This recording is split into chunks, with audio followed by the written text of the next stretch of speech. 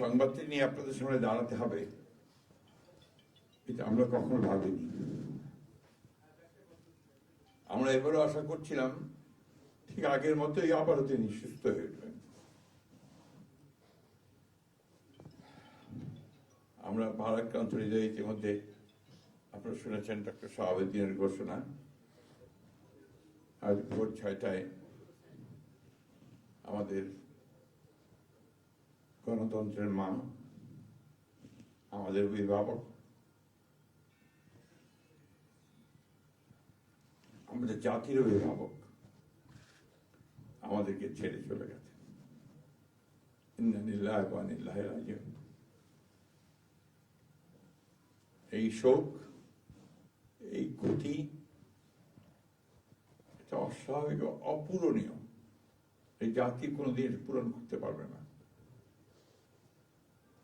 যে নেত্রী তার সারাটা জীবন জনগণের অধিকারের জন্য, কল্যাণের জন্য তার সমগ্র জীবনকে উৎসর্গ করেছিলেন, সেই নেত্রী দেশনেত্রী বেগম খালেদা জিয়া আমাদের মাঝে নেই। এটা আমরা যারা তার সহকর্মী এবং রাজনৈতিক কর্মী আমরা এটা ভাবতে পারি না। বাংলাদেশের রাজনীতিতে একটা বিশাল শূন্যতা সৃষ্টি হলো। তাই নয়, পৃথিবীর গণতান্ত্রিক আন্দোলনে একটা বিশাল শূন্যতা সৃষ্টি হলো। আমরা দলের পক্ষ থেকে আমাদের ভারপ্রাপ্ত চেয়ারম্যানের অনুমতিক্রমে আমরা দলের কিছু কর্মসূচি নিয়েছি। সেই কর্মসূচিগুলো আমাদের দলের সিনিয়র যুব মহাসচিব জনাব রুহুল কবির রিজভী সাহেব আপনাদের সামনে তুলে ধরবেন।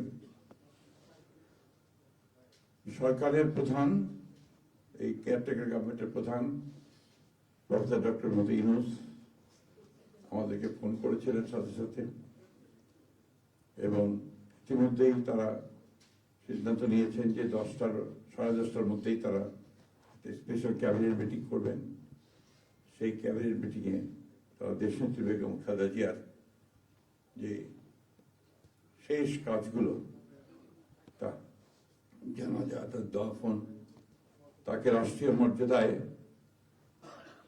দাফন করা, তাকে রাষ্ট্রীয় মর্যাদা দেওয়া, এই বিষয়গুলি নিয়ে তারা সকাল 10টার সময় একটা সভা করবেন। এরপরে আমরা পুরো জিনিসটাকে কোঅর্ডিনেট করে আবার সেটা আপনাদের সামনে জানাবো। আমি এখন অনুরোধ করব আমাদের দলের সিনিয়র যুব মহাসচিব জনাব রুহুল কবির রিজভী, তিনি আপনাদের সামনে দলের কর্মসূচিটা জানাবেন। এটা হচ্ছে আপাতত এখনই নেওয়া কর্মসূচি। এরপরে আমাদের একটা স্ট্যান্ডিং কমিটি মিটিং হবে 12:30টার দিকে। সেই মিটিংয়ে আমরা আরো বিস্তারিত কর্মসূচি গ্রহণ করব। আর সরকার যে সমস্ত কর্মসূচিগুলো তার সঙ্গে কোঅর্ডিনেট আমরা করব, এবং সেই বিষয়গুলো আমরা আপনাদেরকে পরে জানাবো। ধন্যবাদ। আসসালামু আলাইকুম।